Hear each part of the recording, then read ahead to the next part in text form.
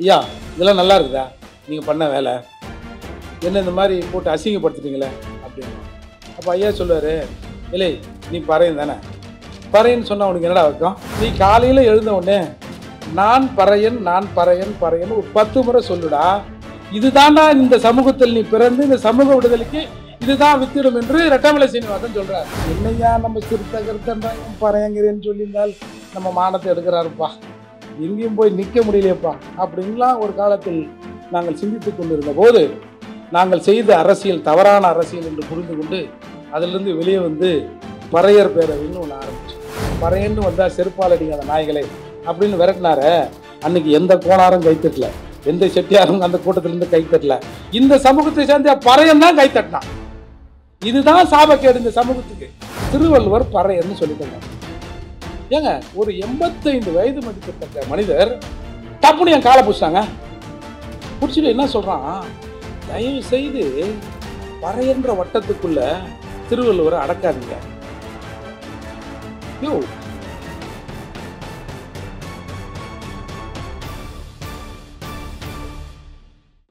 பொதுவா நம்ம கதிரவன் அவர்கள் சொன்னார்ல சாமுவேல் பறையர் பத்தி.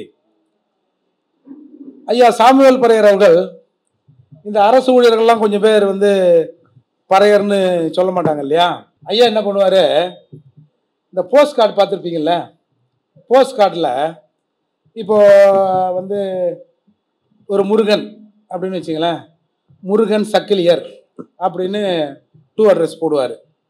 போட்டுட்டு பின்பக்கம் இந்த மாதிரி நம்முடைய சக்கிலியர் சமூகத்திலிருந்து நீங்கள் வந்து வேலைக்கு வந்திருக்கீங்க, இந்த சமூகத்தின் கூட்டம் நடக்கிற போதெல்லாம் நீங்கள் பெரும் பொருளுதவி தரீங்க, இந்த சமூகம் மலம் அள்ளி கொண்டு இருக்கிறது என்பதை நீங்கள் வந்து நினச்சி உங்கள் மனசு ரொம்ப சிரமப்படுது, கஷ்டப்படுது, அதற்காக நீங்கள் தொடர்ந்து பணி செய்து கொண்டு இருக்கிறீர்கள், உங்களுடைய அந்த பணிக்கு எங்களுடைய வாழ்த்துக்களை தெரிவித்து உங்களுக்கு ஒரு பாராட்டு விழா நடத்த இருக்கிறோம் அப்படின்னு அதில் போட்டுருவார்.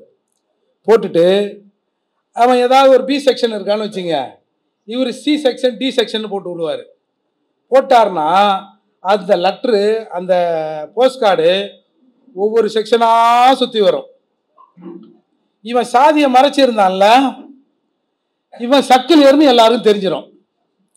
உடனே சாமியல் கிட்ட வருவான், ஐயா இதெல்லாம் நல்லா இருக்குதா நீங்கள் பண்ண வேலை, என்ன இந்த மாதிரி போட்டு அசிங்கப்படுத்திட்டீங்களே அப்படின்வான். அப்போ ஐயா சொல்லுவார், இல்லை நீ பறையன் தானே, பறையன்னு சொன்னால் உனக்கு என்னடா வைக்கும், இப்போ வந்து என்கிட்ட பறையன்ற அப்படின்னு இந்த சமூகத்தில் ஒவ்வொருவரும் தங்களுக்கு ஏற்றவாரி தங்களுக்கு தெரிந்த வகையில் ஒரு புரட்சியை செய்து கொண்டு தான் இருந்தாங்க. நீங்கள் பார்த்தீங்கன்னா பறையர் என்ற சொல் வந்துங்க அந்த காலத்தில் நல்லா தாங்க இருந்தது. நாகரிகம் வளர வளர பொருளாதாரத்தில் இவர்கள் கொஞ்சம் முன்னேற்றம் அடைய பல இடங்களில் வேலைக்கு போக போக மற்றவனோடு இவன் சேர இவன் தான் சாதி அடையாளத்தை மறைத்து கொண்டான். இப்போ இப்போ அம்பேத்கர் சொல்றாரு, அம்பேத்கர் சாதியை ஒழிக்கணும்னா, சாதியை ஒழிக்கணும்னு சொல்ற யாரும் நேரடியாக சேரிக்குத்தான் வந்து சாதி இல்லைங்கிறான். யாரும் ஊர் தேர்வில் போய் தன் மக்களிடம் சாதி இல்லைன்னு எவனும் சொல்றது இல்லை. அந்த நிலை மாற வேண்டும் என்று அம்பேத்கர் சொல்கிறார். அப்போ அம்பேத்கர் கூடுதலாக ஒன்று சொல்றாரு, எதிரிகள் மனமாற்றம் அடைய வேண்டும் என்று சொல்கிறார். எதிரி எப்படி மனமாற்றம் அடைவான்? சரி, எதிரிகள் கூட மனமாற்றம் அடைவது ஒரு பக்கம் இருக்கட்டும். ரெட்டமலை சீனிவாசன் ஒன்று தெளிவாக சொல்றாரு, நீ இந்த சமூக விடுதலைக்கு இந்த சாதிய விடுதலைக்கு நீ ஒன்றும் பண்ணாத, நீ புக் எழுதாத, பேசாத, சாதியை சொன்னால் பிசிஆரில் போய் கம்ப்ளைண்ட் கொடுக்காத, அடிக்காத, இல்லை எவையாவது சொல்லிட்டானா அழாத. நீ காலையில் எழுந்த உடனே நான் பறையன் நான் பறையன் பறையன் ஒரு 10 முறை சொல்லுடா, இதுதான்டா இந்த சமூகத்தில் நீ பிறந்து இந்த சமூக விடுதலைக்கு இதுதான் வித்திடும் என்று ரெட்டமலை சீனிவாசன் சொல்றார். இப்போ எதிரிகள் மனமாற்றம் அடைய வேண்டும் என்பது சொன்னது சரியா, அல்லது நீ முதல்ல மனமாற்றம் அடை, இந்த பறையர் என்ற சொல் ஒரு இழிவான சொல் இல்லை அப்படின்னு உன்னுடைய மனசிலிருந்து இந்த எண்ணம் வரணும்னு ரெட்டமலை சீனிவாசன் சொல்றாரு. இப்பதான் ஒரு கேள்வி எழுகிறது, நம்ம அம்பேத்கர் சொன்ன மாதிரி எதிரெல்லாம் மாறட்டும் சாதி ஒழியட்டும் அப்படின்னு சொல்ல போறோமா, இல்ல எப்பா நீங்க வன்னியர்னா நாங்க பறையர்ப்பா, நீங்க முதலியார்னா நாங்க பறையர்ப்பா அப்படின்னு நம்ம முதல்ல சொல்ல போறோமா அப்படிங்கிற ஒரு கேள்வி வருது இல்ல.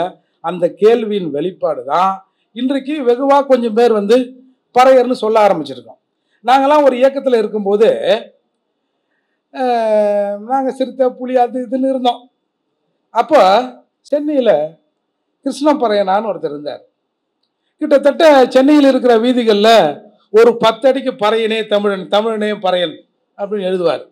அப்போ நாங்கள்லாம் என்னையா நம்ம சிறுத்தை கருத்தன்றா இவன் பறையங்கிறேன்னு சொல்லியிருந்தால் நம்ம மானத்தை எடுக்கிறாருப்பா, எங்கேயும் போய் நிற்க முடியலையப்பா அப்படின்லாம் ஒரு காலத்தில் நாங்கள் சிந்தித்து கொண்டிருந்த போது நாங்கள் செய்த அரசியல் தவறான அரசியல் என்று புரிந்து கொண்டு அதிலிருந்து வெளியே வந்து பறையர் பேரவைன்னு ஒன்று ஆரம்பித்தோம். இப்போ இன்றைக்கு புரட்சி தமிழகம் என்ற ஒரு பொதுவான கட்சி இருந்தாலும் நான் யார்கிட்டாவது ஃபோனில் பேசும்போது நான் பறையர் பேரவை தலைவர் பேசுகிறேங்க அப்படி தான் நான் பேசுவேன். இப்போ இன்றைக்கு நீங்கள் நீலாங்கரில் ஒரு 2 இன்ஜினியர் இருந்தாங்க. பூவரசு அவங்க தம்பி ஒருத்தர், அவங்க முதலியார், அவரை வந்து தடா பூவரசுன்னு சொல்லுவாங்க. அண்ணனுக்கு கூட தெரியும். விடுதலை புலிகளை ஆதரித்து தடாவில் சிறை வாங்கிய அண்ணன் தம்பிங்க 2 பேரும். அவர் சொல்லுவார், நம்ம போனோம்னா நம்மளை தொட்டு கும்பிட்டு, ஐயா நாங்கள்லாம் வந்து உங்கள் வழி வந்தவங்க ஐயா, நாங்கள் வந்து பறை முதலி ஐயா அப்படின்னு அந்த தடாவில் போய் வந்த இன்ஜினியர் சொல்லுவார். அப்படி பல பேர் இருக்கிறாங்க, நாங்கள் வந்து உங்கள் வழியில் வந்தவர்கள்னு. ஐயா சாமுவேல் பறையர் தெளிவாக மேடையில் பேசுவார், இங்கே இருக்கிறவங்கலாம் என்னோட இதுக்கு பிறந்தவன் அப்படின்னு அவரோட பாணியில் அவர் சொல்லுவார். அதோட கருத்து என்னன்னா, ஒட்டுமொத்தமாக இந்த மனித சமூகமே பறையர் சமூகத்திலிருந்து வந்திருக்கிறது என்பது உண்மை. அந்த உண்மை இங்கே வெளியே வந்துவிடக்கூடாதுன்னு தான் பறையன்னு சொல்லாதீங்க அப்படின்னு ஒரு கும்பல் இங்கே வந்து கிளம்பி இருக்கிறார். அந்த கிருஷ்ணப்பறையர் அப்படி காங்கிரஸ் கட்சியில் இருக்கிற போது நம்ம அம்பேத்கர் பாலத்தில் கட்ட வண்டி எடுத்து கொண்டு இருந்தார். அப்போ அவர் காங்கிரஸ் கட்சியில் இருக்காரு, இலங்கை கிருஷ்ணன் அப்படி இப்படின்னு அவர் சொல்லுவாங்க. அப்போ ஒரு சில நெருக்கடிகள் காரணமாக அவர் இந்த பறையர் என்ற பெயரை தொற்றிக்கொண்ட பிறகு இந்த சமூகத்தில் மதிக்கப்படுகிற ஆளாக மாறினார் கிருஷ்ணன் பறையனார். இன்றைக்கு எதற்கும் கலங்காத கருணாநிதி, வடுக கருணாநிதி கூட கிருஷ்ணப்பறையனாரை பார்த்து அஞ்சினார் என்றால் அந்த பெருமைமிக்க அந்த வார்த்தை அவரை அந்த இடத்திலே கொண்டு சென்றது என்பதை நான் வந்து இன்னைக்கு மறக்கக்கூடாது. நீங்க இன்னைக்கு வந்து வாட்ஸ்அப்பில் வந்து பல பேர் பல பறையர் குழுக்கள்லாம் இருக்கிறாங்க. நமக்கு வந்து ஒரு சின்ன மகிழ்ச்சி என்னன்னா, இன்னைக்கு வந்து கொஞ்சம் பேர் பறையர்னு பேச ஆரம்பிச்சிருக்கிறாங்க. இந்த ரெட்டமலை சீனிவாசன் நினைவு நாள்லாம் பிறந்த நாள்லாம் வந்ததுன்னா நாங்கள் வந்து 200 பேர் வரோம், 300 பேர் வரோம், 500 பேர் வரோம், சென்னையே வந்து அன்னைக்கு வந்து கதி கலங்கிடும் அப்படி இப்படிலாம் சொல்லுவாங்க. அப்புறம் பார்த்தோம்னா ஒவ்வொரு முறையும் கடந்த ஆண்டு ஒரு 200 பேர் வந்திருந்தாங்கன்னா இந்த ஆண்டு ஒரு 180 பேராக குறையுது, அடுத்த ஆண்டு ஒரு 170 பேரா இது குறைகிற தன்மை இன்றைக்கு நம்முடைய இளைஞர்கள்கிட்ட வந்திருக்கு. இன்றைக்கு வந்து புரட்சிங்கிறது வந்து வெறும் வாட்ஸ்அப்போடும் ஃபேஸ்புக்கோடும் நிறுத்தி கொள்கிற வழக்கமும் இந்த சமூகத்தில் வந்து வெகுவாக வளர்ந்து கொண்டு வருகிறது. எனவே இன்றைக்கு வந்து நம்ம ஐயா அவர்கள் எழுதியிருக்கிற, நான் உண்மையில எரிமலை ஐயா கூட பழகியிருக்கிறேன், இந்த மாதிரியான எரிமலையான கருத்துக்கள் எல்லாம் எரிமலை ஐயாவின் உள்ளத்திலே இருக்கிறது என்பதற்கு இந்த புத்தகம் ஒரு சாட்சியாக இருக்கிறது. இன்றைக்கு வந்து இந்த புத்தகத்தில் பொதுவாக பறை 18 ஒருத்தன் 48 ஒருத்தன் 38 இன்னைக்கு கிட்டத்தட்ட ஐயா அவர்கள் இந்த லிஸ்ட்ல வந்து ஒரு பிரிவில் ஒரு 121 பிரிவுகளை இன்றைக்கு இதில் வந்து வரிசைப்படுத்தியிருக்கிறார். இதில் பார்த்தோன்னா இந்த சண்டாளனை காணோம். சண்டாளனா யாரும் தயவு செய்து தவறாக நினைத்து கொள்ள வேண்டாம், கருணாநிதியை காணும்னு. சண்டாளன் என்ற வார்த்தை இந்த சாதி பிரிவில் காணும். ஆனால் இன்றைக்கு அரசு இருக்கிற அந்த SC ST லிஸ்ட்டில் வந்து சண்டாளன் 15ஆவதோ 12ஆவதாகவோ வருது. ஆக ஒரு காலத்தில் வந்து இன்றைக்கு வந்து பல பிரிவுகள் வந்து இந்த பறையர் சமூகத்துக்குள்ளே இருந்து ஷெட்யூல் காஸ்ட்குள்ளே இருந்து அது ஒவ்வொரு காலகட்டத்திலும் பட்டியல் போடுகிற போது சுருங்கியும் விரிந்தும் இன்றைக்கு ஒரு நிலைமையில ஒரு 76 பிரிவாக வந்திருக்குது. இன்றைக்கு வந்து சமூகத்தில் இருக்கிறவங்களாம் நான் வந்து ஆண்ட ஜாதி பெரிய ஜாதி அந்த மாதிரி இந்த மாதிரி இப்படி எல்லாம் பேசுகிறவங்களாம் இடஒதுக்கீடுன்னு வருகிற போது, எப்பா என்னை ஒரு ஸ்டெப்பு கொஞ்சம் இறக்கலுங்கப்பா, என்னை இறக்கி SCயில் கொஞ்சம் கொண்டாந்து வைங்களப்பா, நான் வந்து BC வேணாப்பா, என்னை மோஸ்ட் பேக்வேர்ட் ஆக்குங்கப்பா, நான் வந்து பிற்படுத்தப்பட்டவன் இல்லை, நான் மிகவும் பிற்படுத்தப்பட்டவனா ஆக்கு, இன்னும் கொஞ்சம் போல ஏப்பா வெறும் சர்டிஃபிகேட்டில் மட்டும் SC இருந்தால் போதுன்னா பல பேர் வந்து SCயோடு உங்கள் சாதியை சேர்த்துக் கொள்ளுங்கள். இப்போ பறையர் முதலியார், பறையர் செட்டியார், பறையர் வன்னியர்னா ஏம்பா அந்த SC லிஸ்ட் எங்களுக்கும் கொடுத்துருங்கப்பா இடஒதுக்கீட்டில் அப்படின்னு கேட்பதற்கு கூட இங்கே ஒரு ஈனங்கெட்ட அரசியல் இங்கே வளர்ந்து கொண்டு இருக்கிறது. தமிழகத்தில் நீங்கள் பார்த்தீங்கன்னா இன்றைக்கு வந்து பல பேர் வந்து நாம பல பேர்னா எல்லா சாதியிலும் சொல்லலை, ஒவ்வொரு சாதியும் ஒரு 4 நாதாரி பயிருக்கு தானே செய்வான். இவங்களுக்கெல்லாம் என்ன பண்ணா இடஒதுக்கீடு அப்படின்ன உடனே இந்த பரப்பசங்களாம் பத்தியா கருப்பாக இருந்தால் பறையன், கொஞ்சம் அப்படியே சோகமாக இருந்தால் பறையன் அப்படிலாம் சொல்கிறான். இப்போ என்னையெல்லாம் பார்த்தா பறைய மாதிரியா இருக்குது. அம்பேத்கர் சொல்கிறாரு, இந்தியாவிலேயே செங்கல்பட்டு மாவட்டத்தில் உள்ள பறையர்கள் மிக வளமையான வளங்களை கொண்ட நிலங்களை, நீர்பிடிப்பு நிலங்களை கையில் வைத்துக்கொண்டு மிக செழிப்பான பறையராக இருந்து கொண்டு இருக்கிறார்கள். அம்பேத்கர் பதிவு பண்றாரு. அந்த செங்கல்பட்டு மாவட்டத்து பறையர் நாங்க. அப்ப இவன் என்ன சொல்றான், கருப்பா இருந்தா பறையன், சோகமா இருந்தா பறையன், ஏன் ஒரு அரசு அதிகாரியாக இருந்தானே இவர் கோட்டாவில் வந்திருப்பாரு. அப்போ இதை படித்தவனும் சொல்றான், படிக்காதவனும் சொல்றான். சரி, அங்க நம்ம கோட்டாவில் அங்க வந்து அதிகாரியா ஊழியராக இருக்கிறவங்க, நான் மட்டும்தான் கோட்டாவா? தமிழகத்தில் வந்து 69% இடஒதுக்கீடு இருக்குது. அந்த ஒரு 10% இடஒதுக்கீடையும் சேர்த்தோம்னா 79% தமிழகத்தில் இடஒதுக்கீடு இருக்கும். 18 பேர் நான் பிச்சைக்காரன்னா, ஏன்னா 50 பேர் நீங்க பெரும் பிச்சைக்காரர் தானே அப்படிங்கிறத உணர்த்துவதற்கு, சொல்லுவதற்கு நம்ம ஆட்களுக்கு தைரியம் இல்லை. உள்ள இடஒதுக்கீடை வந்து அறிமுகப்படுத்துறாங்க. ஒரு தேவேந்திரகுல சமூகத்திலிருந்து ஒருத்தர் வந்து போராடினாரு. பறையர் சமூகத்திலிருந்து நம்ம அண்ணன் சேக்கு தமிழரசன், நான் 2 பேர், எனக்கு தெரிஞ்சு 2 பேர் தான் இதுக்கு எதிர்த்து பல விஷயங்களை செஞ்சோம். நீங்கள் ஒரு விஷயத்தை நீங்கள் நல்லா தெரிஞ்சுங்க. 3% இருக்குன்னு சொல்கிறோம். மதுரையில் நாங்கள் வந்து ஒரு அந்த உள் ஒதுக்கீடு சம்பந்தமாக ஒரு கருத்தரங்கம், அது எதிர்ப்பான கருத்தரங்கம் கூட இல்லை, ஒரு கருத்தரங்கம் வைக்கிறோம். மதுரையில் ரயில்வே ஜங்ஷனில் இருக்கிற கல்யாண மண்டபத்தில் 10-11 மணிக்கு நிகழ்ச்சி தொடங்குதுன்னா 9 மணிக்கு போலீஸ் வந்து ஒரு 20 பேரை மண்டபத்து வரைக்கும் விடுது. எது மண்டபத்தவங்க அவங்க முற்றுகை போராட்டம் நடத்துகிறாங்களாம். எப்படி வந்து செந்தமிழன் சீமான் அலுவலகத்தை முற்றுகையிடுவதற்கு ஒரு 10 பேர் வந்தான். பொதுவாக இப்போ ஒரு கட்சி, இப்போ அண்ணா அறிவாலயத்தை முற்றுகையிடுறோம் அப்படின்னு யாராவது அறிவிச்சா என்ன பண்ணுவாங்க போலீஸு? சார், அந்த தேனாம்பேட்டை சிக்னல் இடம் வந்துருங்க, நாங்கள் போலீஸ் அங்கே இருக்கோம், ப்ரெஸ் எல்லாம் அங்கே இருக்கோம், நீங்கள் உங்கள் கோஷத்தை போடுங்க, ப்ரெஸ்ஸை மீட் பண்ணுங்க, நீங்கள் விருப்பப்பட்டால் நாங்கள் கைது பண்ணுறோம், இல்லைனா நீங்கள் அப்படியே கூட கிளம்பிடலாங்க, ஒன்றும் பிரச்சனை இல்லைங்க அப்படின்னு நாம் வந்து அந்த போராட்டத்தை வாபஸ் வரலன்னா அவங்க ஒரு கண்டிஷனுக்கு வந்துடுவாங்க. செந்தமிழன் சீமான் அலுவலகத்தை அலுவலக வாசல் வரைக்கும் விட்டான் தெரியுதா? அதை யாராவது நம்ம கவனிச்சோமா? இத்தனை தமிழர்கள் இங்கே இருக்கிறோம், நான் அந்த சாதி தமிழர் இந்த சாதி தமிழர்ன்றவன். செந்தமிழன் சீமான் அலுவலகம் தாக்கப்பட்ட போது அலுவலக வாயில் வரைக்கும் தமிழர் அல்லாதவர்கள் வந்தபோது தமிழ் என்ன பிடுங்கிச்சா? அப்புறம் எப்படி வந்து தமிழ்நாட்டில் தமிழனுக்கு மதிப்பு இல்லை, மயிர் இல்லை, மரியாதை இல்லை அப்படின்னா எப்படி கிடைக்கும்? நாங்கள் ஒரு காலத்தில் சொன்னோம், 18% இதை ஒதுக்கீட்டை நிறைவேற்றுங்க, சரியா நிறைவேற்றுங்க நாங்கள் இன்னைக்கு கேட்குறோம். இதே நிலை நீடித்தால் தமிழகத்தில் தமிழனுக்கு ஒட்டுமொத்தமாக சேர்த்து ஒரு 10-20 கொடுங்கப்பா, மிச்சம்லாம் ஒரு 80% தமிழர் அல்லாதவனுக்கு நீங்கள் வேலை கொடுங்கன்னு தமிழர்கள் கெஞ்ச வேண்டிய நிலை தமிழகத்தில் வரும்னு சொன்னோம். இன்னைக்கு அந்த நிலை வந்திருக்கு. இவன் ஒவ்வொரு சாதிக்கும் ஒவ்வொரு சாதி ஆகல, ஆனால் பட்டியல் சமூக மக்களுக்கு எதிராக, குறிப்பாக பறையருக்கு எதிராக ஏதாவது ஒண்ணுன்னா இங்க இருக்கிற தமிழ் சாதிகள் எல்லாம் ஒன்று சேர்றோம். இதுதான் தமிழகத்தின் கேவலமான நிலை. இந்த நிலை மாறணும். அது மாறத்திற்கு முன்னாடி இந்த சமூகத்தில் இருக்கிற பறையர்கள் தங்களை பறையர்களாக உணர்ந்து கொள்ளணும். ஏன்னா ரெட்டமலை சீனிவாசன் ஒன்றும் பைத்தியக்கார மனுஷன் இல்லை. ஏம்பா பறையன்னு சொல்லுங்கப்பான்னு சொன்னதுக்கு. ஆகவே ஒரு மனிதர் அந்த காலத்தில் கோட்டு சோட்டு போட்டு சாரட்டு வண்டிகள் போய்